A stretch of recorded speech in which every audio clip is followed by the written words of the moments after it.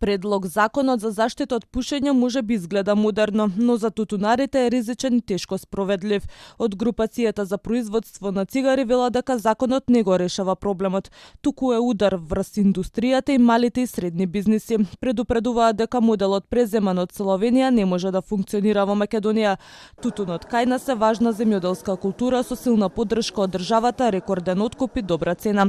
Нацрт законот ќе доведе до сигурно намалување на работните места во тутунската индустрија и угостителскиот сектор, како и тежок удар врз малопродажниот трговски сектор, кој се очекува да ја загрози екзистенцијата на повеќе од 4000 малопродажни места во државата, од кои голем дел се мали и семејни бизниси, без при тоа да понуди модел решение и транзиционен период за прилагодување на тековната работа и залихи во сите канали. Забраните според нив нема да го намалат бројот на пушачи, туку ќе ја зголемат сивата економија. Како пример ги наведуваат искуствата од други земји, меѓу кои Словенија, каде забраната на арома и вкусови довела до пат на легални приходи и раст на нелегална трговија.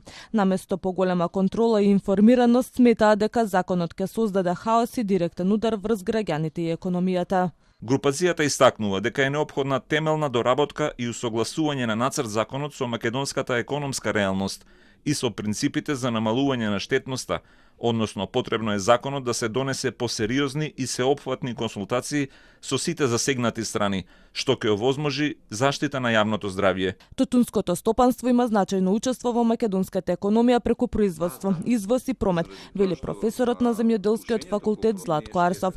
Годишното производство, посочува тој, изнесува и до 30.000 тони, а во секторот се ангажирани над 120.000 луѓе. Нашиот тутун главно се извезува. Значи, од ова производство што го споменав, просечно 22.000 тони, кај нас останува за домашните две фабрики цигари многу малку, околу 500 до 1000 тони, а другото се извезува.